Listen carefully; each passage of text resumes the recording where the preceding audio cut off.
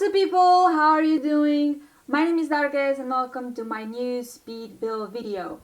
Well, I call it a speed build, but that's not quite right. There will be no building here. This video is more like a renovation. I renovated Riverside Roost in Willow Creek. If you follow my Asylum Challenge videos, you most likely already know that our first patient, Temin, is finally out of the asylum, and so he needs a place to stay. He needs his own house.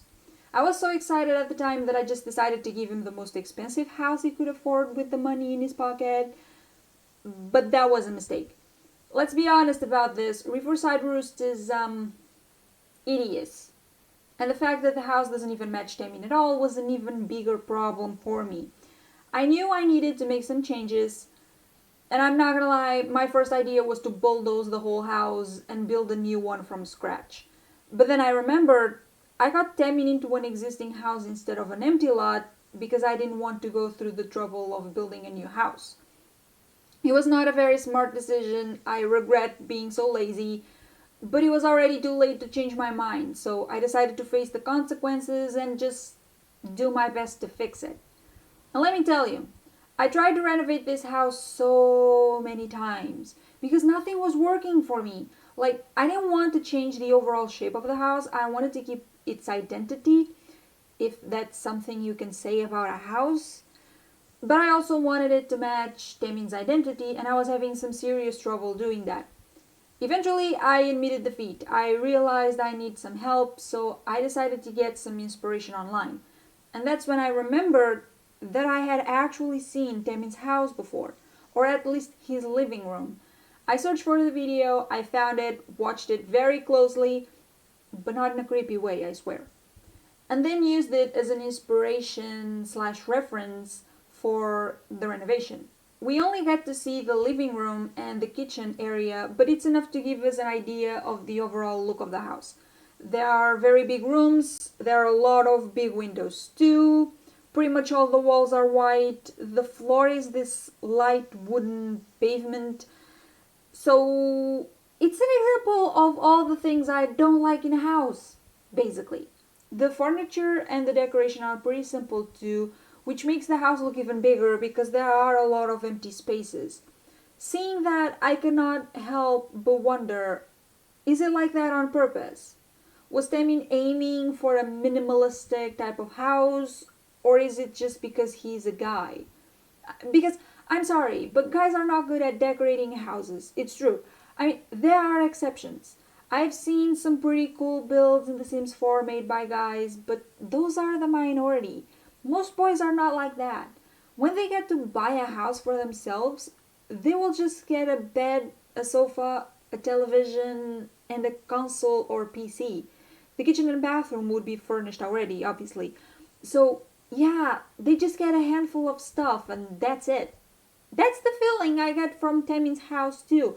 Seriously, if you watch the video, shall I link it in the description? Maybe I will. Anyway, if you watch the video, you will see that the chairs around the dining table, they don't even match. They are all different shapes and colors, and my perfectionist trait really cannot handle something like that. I kid you not, I use different color swatches on the chairs, trying to be as accurate as possible, but I get seriously itchy every time my eyes land on them. I'll most likely change them in the future so they will all be the same color. Or maybe two colors, I can handle that much, but four? Oh hell no. Temin's real house needs some work too, okay? And I took the liberty to do that with this renovation. Judge me. Oh, you can judge me about the garden too. I added a few more bushes, but it's still pretty much the same thing. And I don't even feel like apologizing for it. This house gave me such a headache through all my failed attempts at renovating it that I just ran out of patience and inspiration to do something with that garden. I'm sorry, maybe in the future, once I overcome the trauma this house gave me, I will give it another shot. But not now. Definitely not now. Anyway, moving on. Like I said before, I didn't want to change the shape of the house a lot, and the same thing happened with the floor plan.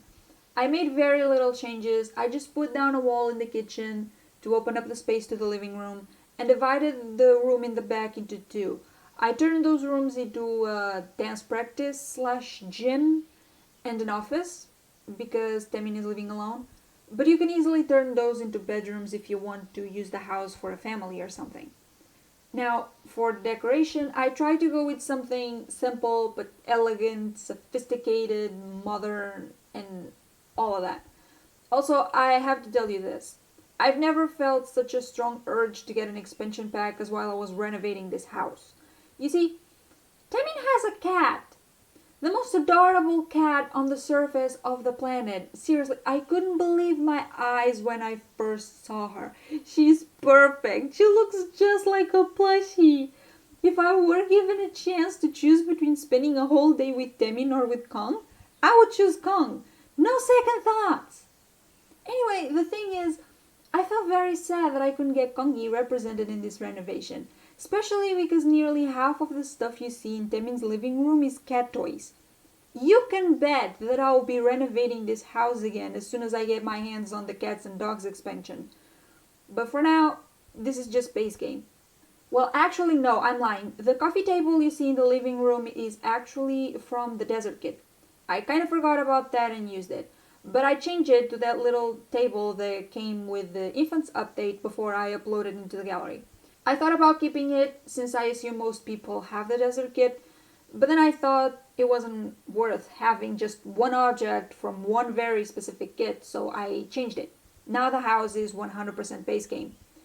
Also, I use the tool mod quite a bit, so you should probably enable the move objects sheet before placing it in a lot.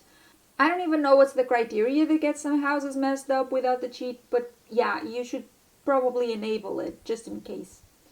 Oh, and that reminds me of one more thing. The kitchen island in this house is not functional. Probably I should have placed the kitchen decorations on top of it so it wouldn't be just a useless block lying in the middle of the kitchen, but yeah, mistakes were made. I'm sorry. I'll try to be more mindful of that in the future. Anyway, I guess I said everything I wanted to say, so it's time to end this voiceover. If you enjoyed this video, don't forget to share it with your friends, drop a like, comment, and subscribe because I'll be back in a couple days and you don't want to miss a thing. Trust me. See you then.